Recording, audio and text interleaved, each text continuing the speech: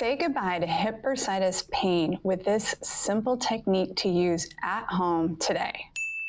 Many women will suffer with hip bursitis at some point in their life. In fact, the statistics show that 25% of women will struggle with hip bursitis at some point. So if this is you, know that you are not alone and you're not the only one who's had to deal with this. Now, why do women get impacted more than men?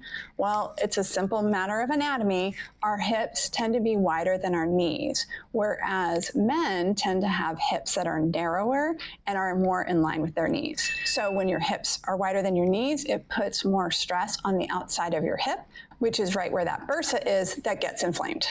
Typically, if you're struggling with hip bursitis, your pain is going to be worse at night, particularly when you're lying on that side or after you've been sitting for a prolonged period of time. You may also find that certain activities aggravate your hip bursitis, including stair climbing, walking for a prolonged period of time, and even running. So today we're going to be talking about how to know if what's bothering you is actually hip bursitis, what may have caused this problem in the first place, and what you can do about it. So how do you know if what you're struggling with is hip bursitis? Well, most commonly, if you have hip bursitis, it's a very localized pain. It's on the side of your hip, and you can put your fingers right on it. It may feel warm, it may feel a little swollen under there because there is some inflammation going on, but usually it starts at least as a very localized pain. Now, your pain may have started very localized. You may feel like it's a hip bursitis issue, but now you have pain traveling down the outside of your leg. Well, if you don't treat the hip bursitis when it starts bothering you, it can turn into other symptoms, including IT band syndrome. So you may have started with a very localized pain that bothered you, especially if you were laying on that side or sitting for a prolonged period of time, but you may notice that you have symptoms now running down your leg, and it may go all the way down to your ankle. This means your symptoms have progressed at this point, but these tips that I'm going to mention today are still going to be applicable for you because you want to treat the root cause, which is the hip bursitis, and that's what's aggravating everything else. Now, how did this hip bursitis start in the first place? There are many common causes, and so we're going to cover the different ones so you can find yourself in here. The first one is a repetitive stress or an overuse injury. This can happen when you're doing repetitive activities, including prolonged standing, stair climbing, or even bicycling. You may have suffered from a hip injury where you had a fall on that hip or something ran into that hip specifically, and that's what started your hip bursitis pain. You may be struggling with a spine disease, including arthritis or scoliosis, that's affecting the way you're walking that has brought on this hip arthritis. You may be suffering with a pelvic malalignment that's causing a leg length discrepancy and putting increased stress on one hip over the other. You may be suffering with a disease like rheumatoid arthritis, and this puts more stress again on that bursa and can cause it to become inflamed and become a bursitis.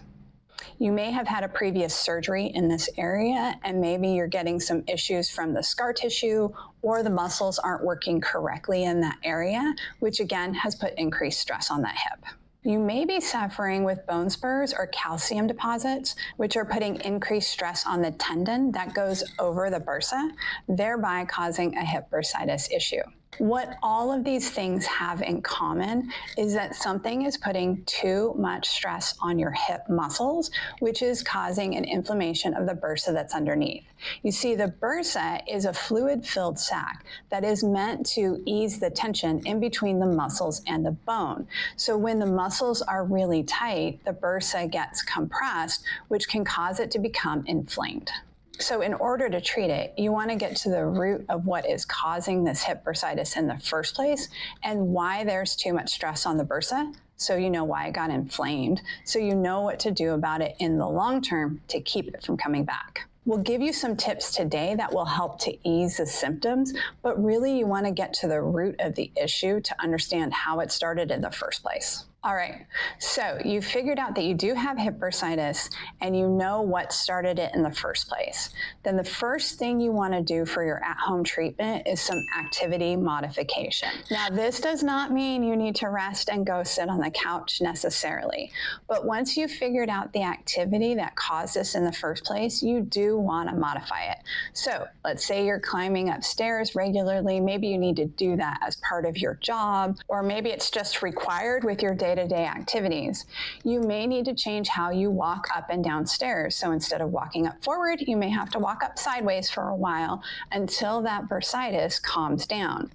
If you are a cyclist and you find that your bursitis gets inflamed when you're cycling, I definitely recommend getting a bike fit to make sure that you're sitting on your bike correctly so that it decreases stress to the hip. So it's important to modify the activity specifically that's causing the problem. You don't necessarily need to modify everything. Now, a lot of people ask me if they should use like an NSAID or something like that to decrease the inflammation. And my answer to this question is really, it depends. And I know it's a frustrating answer, but here's the truth. It depends on, one, how those NSAIDs affect your gut, because if it's going to affect your gut health, then it's not worth it in the long term. And number two, it depends on how much pain you have. So you may need some NSAIDs because you are not capable of moving at all, and movement is life. Movement is what's going to end up healing this in the long term. So if you find that you have no movement that's pain-free, the NSAIDs may help decrease the pain a little bit. So you may need some NSAIDs in order to decrease the pain enough that you can do some pain-free movement, because movement is what's going to end up healing this bursa in the long term, as long as it's not the movement that caused the problem in the first place. So if you need some NSAIDs for a short period of time to help get you over that hump, I don't necessarily have a problem with that, but it's not going to be your long-term answer because it is a Band-Aid. It's not healing anything. It's just getting you to the next level so you can do the movement that will be healing for you. And the next question I get asked is, would a steroid injection help? And this falls a lot along the same lines of what I just said about NSAIDs. Now, a steroid injection directly to the bursa will help to decrease the inflammation. So that will help to decrease your symptoms of bursitis, which is fantastic. However, you still need to get to the root cause, or else that steroid injection will wear off and your symptoms will come back. So usually with a steroid injection, it may take 1 to 2 weeks for it to fully take effect, and it will usually wear off between 6 to 8 weeks. So what you do after the steroid injection is just as important as getting the steroid injection, because if that muscle is still tight when that steroid injection wears off, it's still going to be putting pressure on that bursa, which means it's going to come back and your symptoms are going to come back. Now, many people wonder if they should use a crutch or a walker or a cane or something like that to unload the hip while it's really painful. So this goes back to my earlier point of, if you need an assisted device in order to be able to walk or move at all, then I would recommend using it for a short period of time. Again, it's a Band-Aid and it's going to help you for the short term. It's not the best long-term answer. You want to find a long-term answer to your problem to decrease the stress on this bursa so it stops getting inflamed. But if you need a cane or a crutch or a walker in order to even be able to get up and move around your house, then do what you need to do, because it's important to get that movement, which allows for that healing. Now, here's a tried and true technique that you can implement right now that is guaranteed to help decrease your inflammation. And that's the fact that you need to put some ice on it. And you put it directly over that bursa. You only need to ice for 5 minutes at a time. So you don't have to ice for a long period of time, but you want to make sure that you're icing regularly. So with people who have a really hot bursitis and they have really limited motion, I recommend that they ice for 5 minutes every hour. This will help to keep your inflammation down and allow you to do the pain-free movements that are going to bring healing. Once your inflammation is down a little bit, you want to do some hip stretching to decrease the tension on that bursa in the first place. I'm going to link a video here that includes my favorite hip stretches, the ones that I do every morning to just decrease the tension throughout my entire hip, but they will help specifically stretch the muscles that are right over that bursitis. Now, you're probably thinking to yourself, well, do I need to stretch my IT band? This is a controversial question as to whether or not you can stretch your IT band, but what you actually want to be stretching is the gluteus medius. Now, the gluteus medius is the muscle that lies right directly over that hip bursa. So when this muscle is tight, it puts increased pressure on the bursa, which causes a bursitis. Now, what you may not realize is that the gluteus medius is part of the muscle group that contributes to the IT band. So it's not so much that you need to be stretching your IT band, it's that you need to be stretching the hip muscles that attach into the IT band to decrease stress on that bursa. And of course, I'm a manual physical therapist, so I am going to recommend that you see a physical therapist because they can help you identify what is the root cause of this hip bursitis. I have a lot of patients who come in and they know what their diagnosis is. They know what the primary problem is. The important thing is to figure out how did this start in the first place. So if you go to see any manual practitioner and they say, oh, you have a hip bursitis, we're going to treat that.